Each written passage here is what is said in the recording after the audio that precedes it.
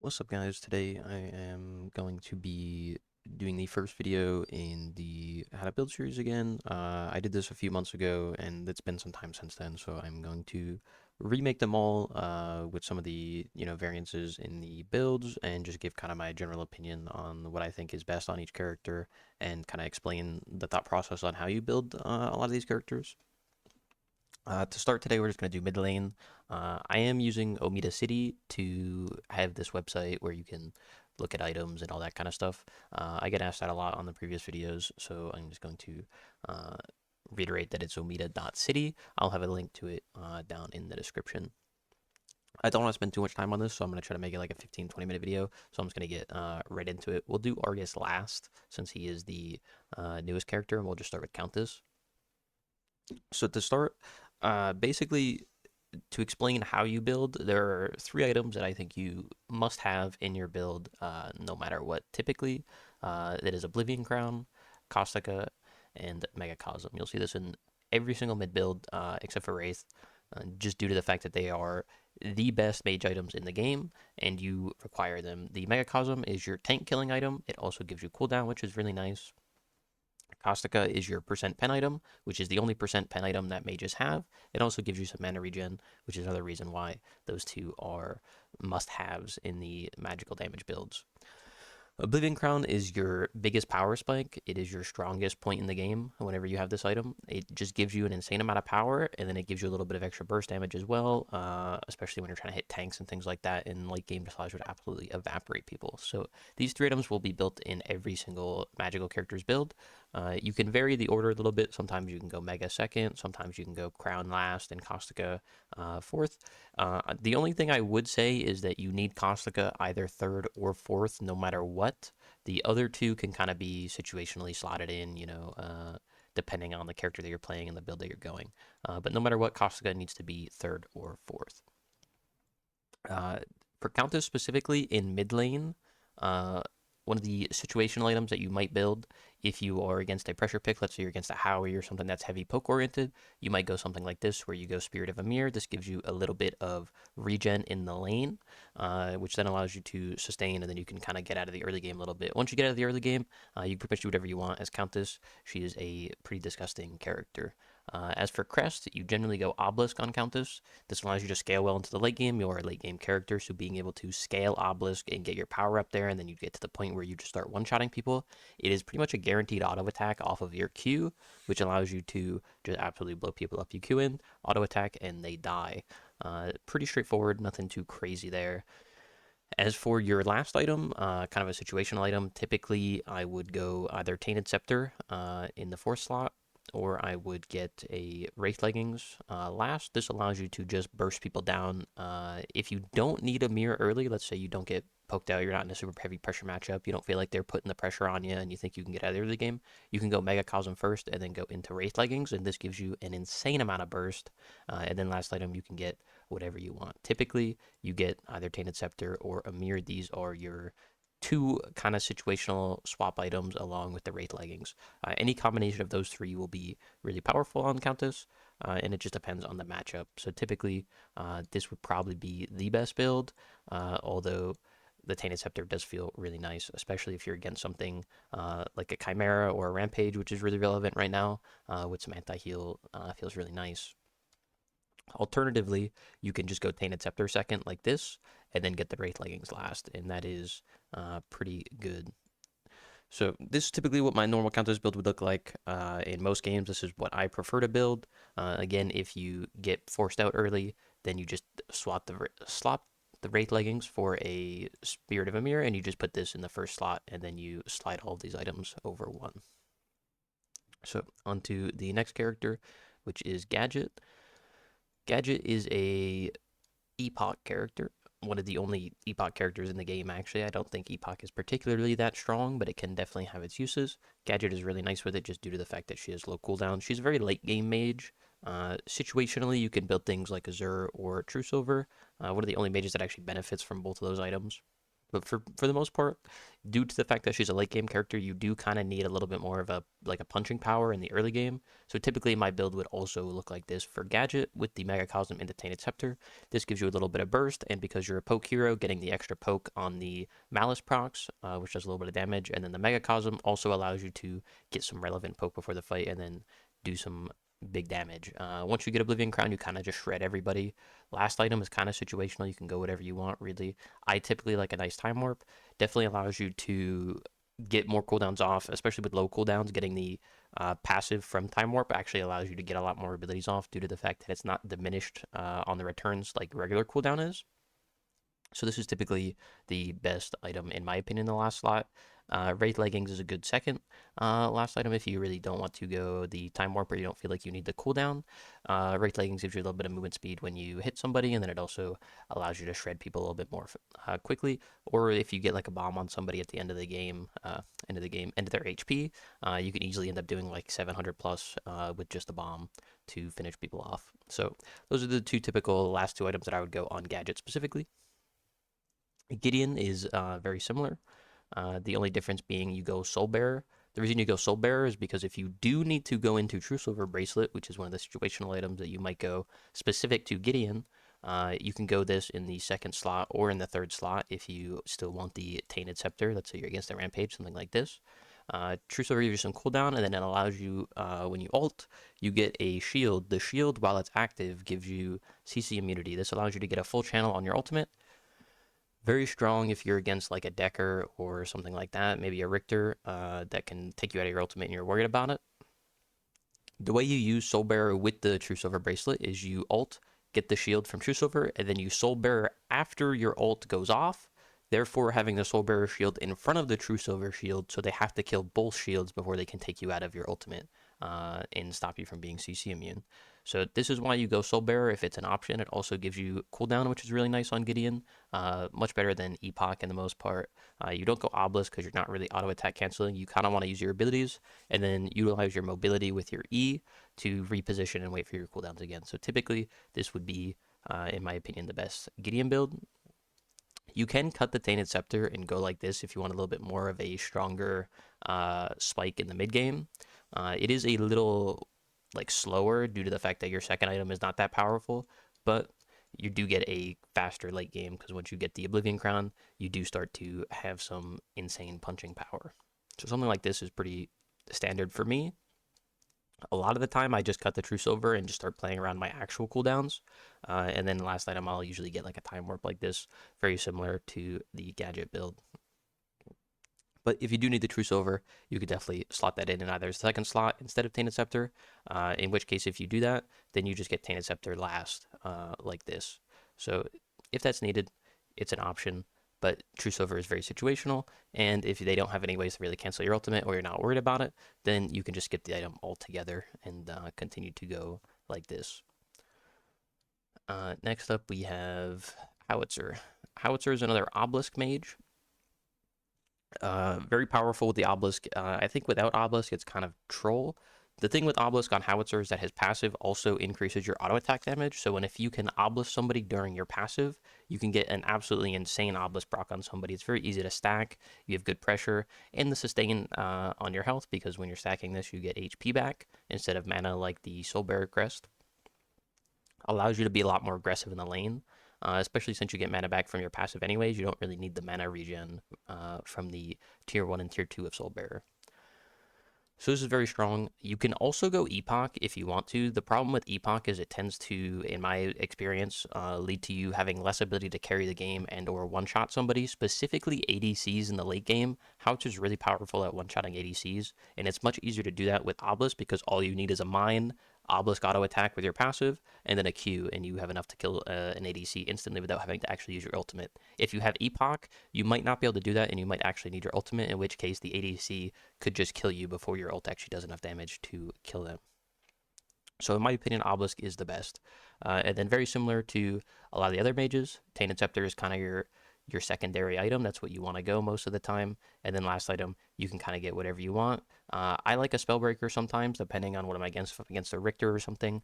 I don't like getting hooked because you got the big old hitbox, so having something like a Spellbreaker can really stop you from doing that. Or if you're against a Belica, for example, Spellbreaker can stop you from just getting straight up knocked up and then you die instantly. So in matchups like that, it's really nice. It also gives you some magical defense, which also stops you from getting one shot by characters like Belica.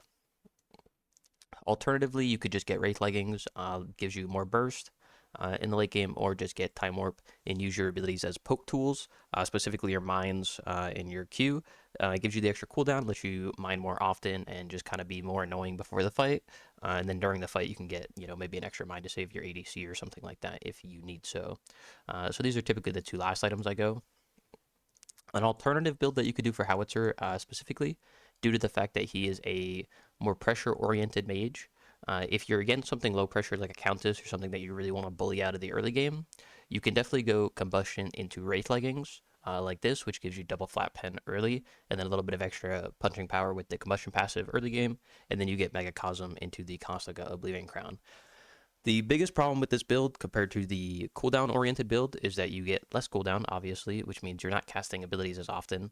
While your burst is slightly higher, you do get a worse mid game due to the fact that you're delaying the Oblivion Crown till 5th item, which can feel really bad. So if you do need a pressure pick, specifically against like an ADC or a melee hero in mid, for example, this build could definitely be the way that you go. But typically, I tend to prefer the stronger mid game with this type of build. And then last item, you kind of get a situational item. Then we have Iggy. Iggy is definitely an Epoch character. Again, one of the only characters that really benefits from Epoch. You can bait people with the go on you. You place your turrets down, and then you press your Epoch. Your turrets will still deal damage while you have Epoch active, so you can actually use it really effectively to get a lot of turret damage off on somebody and bait a lot of time. Then you have Megacosm into Tainted. You're very poke-oriented. Megacosm and Tainted work fantastic with poke-oriented characters due to the fact that they both have on-hit procs on abilities. So if you have a 3-second Molotov, you could proc Megacosm on every Molotov. You could proc Tainted Scepter on every Molotov. These also proc on the turrets, which allow you to get a lot of good value off of the items.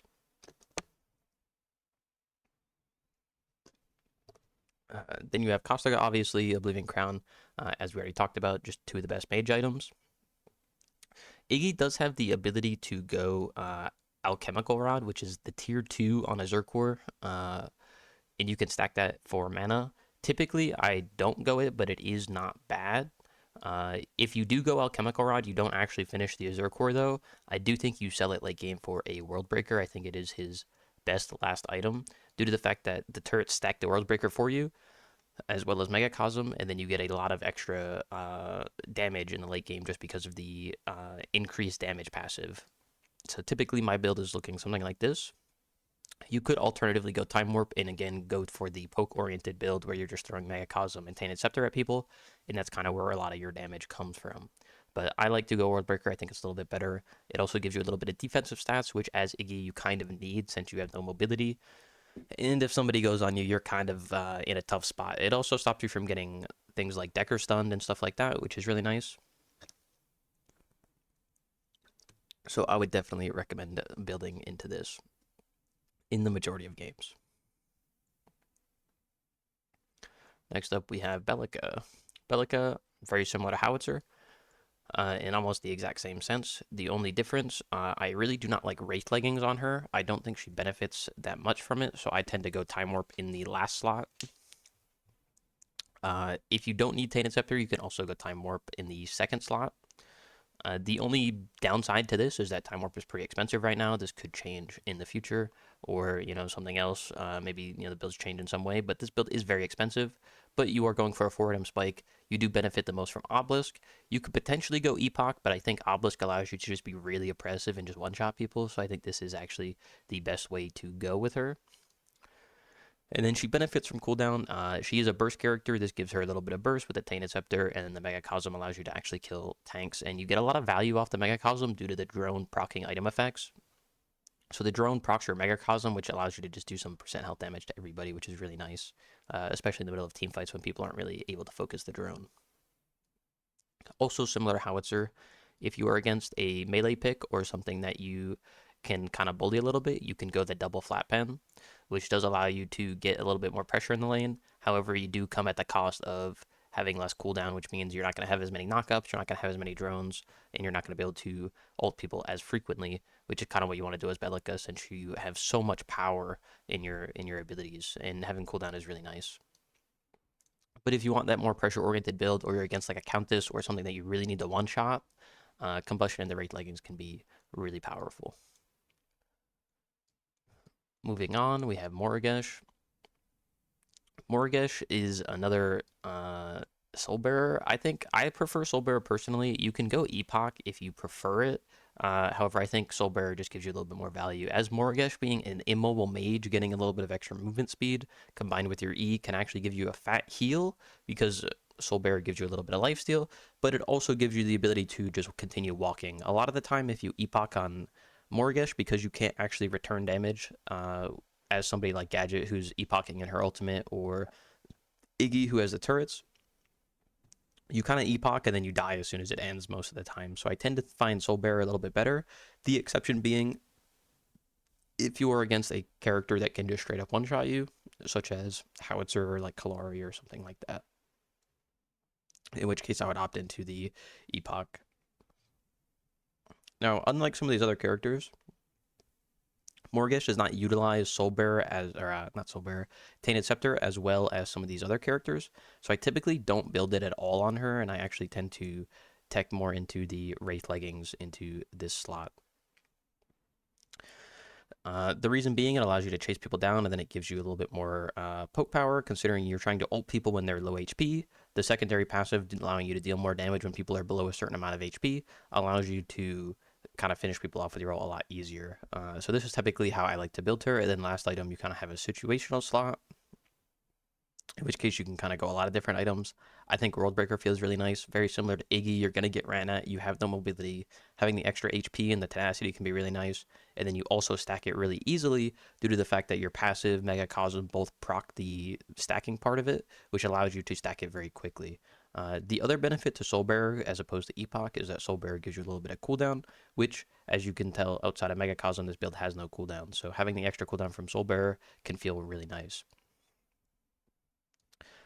Something I forgot to mention on Belica and Howitzer specifically is Oathkeeper. Oathkeeper could be pretty nice on Belica and Howitzer. I forgot to mention this, but if you don't need Tainted Scepter and you still want a cooldown item, you can go Oathkeeper in that slot as well, and then still go into a Time Warp or a Tainted Scepter last. I think it's worth mentioning. I don't think it's as good in my opinion, but it can still be very powerful and does give you a little bit of tankiness since you get some HP. That is, again, specifically for Howitzer and Belica, before I forget. Then we have, who is next? Shinbi. Shinbi, pretty straightforward build, honestly. She looks to just one-shot you, basically. That's kind of the whole point of the character. This is typically what I like to build. Sometimes I will go something like this, where you go a mere third. The reason you go Oathkeeper is because Shinbi passive allows you to do an insane amount of burst damage on your auto attack, and combined with Obelisk plus Oathkeeper allows you to actually just one-shot somebody. You dash in to get the Oathkeeper proc. You proc your Obelisk, you auto attack with your passive, Obelisk and Oathkeeper at the same time, and you can hit for like 1500 damage with just your auto attack. I've had many situations where I just hit somebody with a single auto attack and a Q and they die, and there's not really much they can do about it. It's very powerful, especially at killing like ADCs or something like that, or other assassins. It could be very, very strong. And then your last item that you kind of go is a mirror. It gives you more power when you're in the lane. Cooldown's always nice, and then you get a little bit of sustain, which as Shinbi can feel really nice, especially if you're trying to like invade jungle camps or something like that. Again, this is more for like the mid build. Jungle build, I might go a mirror in the first slot and then end up getting Megacosm later. I'll talk about that more in the jungle build video, but that's typically what I might build in the jungle as a little teaser, I guess. Next up, we have Faye. Faye is pretty strong right now, I think. I think Soul Bearer is her best item. Sometimes you can go Epoch, but I don't think it's very often that I would do so. Very situational, specifically against like a Kalari maybe, or something like that. I think you actually benefit more from the movement speed, just due to the fact that you can walk away from people a lot faster as long as you're walking on your Q, which applies a slow to anybody on top of it. So typically Soul Bearer, and then you want to poke people a lot with your 3 and your E. So Tainted Scepter makes the most sense. You get more cooldown, and then you also get the poke procs from Tainted Scepter combined with Megacosm. Now, unlike some of the other characters, I almost always go Time Warp in the 3rd slot and push the Castiga to the 4th slot. Alternatively, you can put Tainted Scepter and then get Time Warp in the 2nd slot and go Caustic a 3rd. This is if you need the pen a little bit earlier. She doesn't get as big of a spike off Oblivion Crown as some of the other characters due to the fact that her ult is not as useful in the late game because of all the cleanses. And then you also uh, utilize your E the most to really get a lot of your damage off. So if you have Time Warp plus Mega and Tainted, your E is actually up every 8 seconds on a 1 second cooldown. So you E, 3 second cooldown, you E again, and then it's a 1 second cooldown on that 3rd E, which stacks really fast, especially after the buff where it now does 25% increased damage on each hit instead of 15, which allows you to stack it very fast and makes this build really strong. And then you also have the poke potential of Tainted and Mega, which allows you to spam your right clicks and spam your Qs, which is kind of something Faye needs to do to actually get a lot of damage off in the early game. And then lastly, we have Argus. Argus, I haven't had a ton of experience on yet, so I don't actually know what might be the best build. However, typically what I build is something very similar to the Fae build. The only alternative is I go Time Warp last, or I go Tainted Scepter last. I don't think you benefit as much from Epoch as other characters. Again, I think Soul Bearer feels really nice. You kind of need the mana sustain, which it gives mana as opposed to something like Obelisk. And then you also get a little bit of benefit from the lifesteal shield just because your right click allows you to stack it very fast. You do benefit a lot from cooldown, which is why I think Time Warp in the 2nd slot feels really nice. Although you do have a good poke with your E or your Q long range, so you can proc your Tainted Scepter early. If you do have trouble with mana, you can also go Time Warp first, which does give you a little bit of mana regen, which can be really nice, especially if you're spamming the right click or maxing the right click.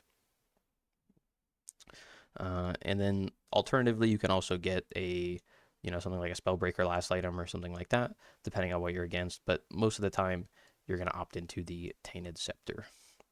The last character I'm going to talk about in the mid video is Wraith. He is a little bit different. So he's a physical character. I'm not going to talk about any of the other ADCs or anything like that since they don't traditionally play mid, I'm going to say. But Wraith specifically is very good at mid, and I think he's very strong. I definitely think he's worth learning if you haven't played mid. So typically you go Ortis in most games because it lets you scale really well. Alternatively, if you're against some heavy CC, you could get a Witch Doctor, which just allows you to cleanse. And then if you try to finish some people off, you can use it as a little bit of burst. Most of the time, you're trying to play around your invis, which Ortis gives you some cooldown, and then it allows you to get a little bit more burst when you actually use the passive of it, which allows you to kind of blow people up sometimes, which is pretty nuts. Especially if you get some stacks going, you can get to the point where you actually one-shot somebody in a singular combo. So typically, the way I start is Soul Chalice, which is the tier 2 of Mind Razor, which is something that you must have. But the reason you go Soul Chalice is because you don't really get benefit from finishing Mind Razor as early as you might on somebody like Fang Mao in jungle. So you typically sit on the tier 2 and then finish a full Vanquisher, which gives you an insane power spike. When you finish this item, your potential to just strictly kill somebody is absolutely insane. Typically, you finish Vanquisher around the same time you get Ortis, and you can actually just walk at somebody. If you hit a Q right click combo with auto attack cancels in between, you might just one shot them. You are very strong on this item spike, and it is definitely worth building it in this order as opposed to going like Mind Razor and then in the Vanquisher, where you delay your spike a lot a lot later. So typically I go that, and then after I finish Vanquisher, I come back and finish Mind Razor second. The reason you finish it second is because typically by this time you have it fully stacked, but it is your wave clear. And as a mid laner, you do kind of need to clear the wave. In dual lane, this might not be as relevant, whereas in mid, you do need to actually clear the wave. So I tend to opt into Mind Razor immediately. Next up, you have Omen or Demolisher. This is kind of situational. If you're snowballing the game, Omen can be really strong because it gives you your cooldown, which allows you to just reset your combo really fast. If you're not snowballing or you're even or you're against heavy tanks, you can go Demolisher. These are both really good items. The reason you go Demolisher over something like Perforator is because it lets you kill tanks, and the extra damage that you get on tanks is really strong, allows you to one-shot them. And then the extra crit chance combined with the crit chance for Vanquisher allows you to consistently crit people, which allows you to actually, again, one-shot people off the combo as long as you're auto-attack canceling correctly. Whichever one you don't get in the third slot, you will guaranteed get in the fourth slot. So either one of these orders are beneficial. Omen if you're ahead, if you're even or behind, I typically tend to prefer Demolisher. If their tanks are behind and you're even with the backliners, you could still go Omen, since you won't really need the pen as early, and then you could just utilize the cooldown to kill the tanks anyways. But either way is fine. And then last item, I've been really liking Infernum. It recently got buffed. It now has pen on it, which makes it really strong. It applies off of one Q and one right click. Because your Q applies 2 hits of damage, one being the percent health damage and then the actual damage from the ability itself. When you hit that right click, it will proc off that first right click that hits. So it actually gets really quickly procced. It also helps with your objective burn, which is something Wraith kind of struggles with, due to the fact that he doesn't really have the same type of attack speed as some of the other ADCs, for example. So even though you're playing a mid, it is nice to have that a little bit of extra objective burn. An alternative item that you could get last is a Mesmer. Very good item. It's good defensively.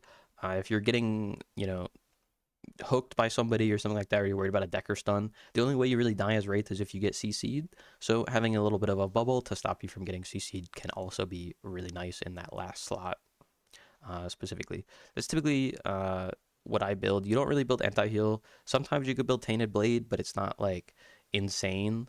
And most of the time, if you're a Wraith, it's not really your job to anti-heal. It can be good, but it's not really preferable. Typically, you get more value off of Mesmer or Infernum in most games. But that's how I would build Wraith specifically.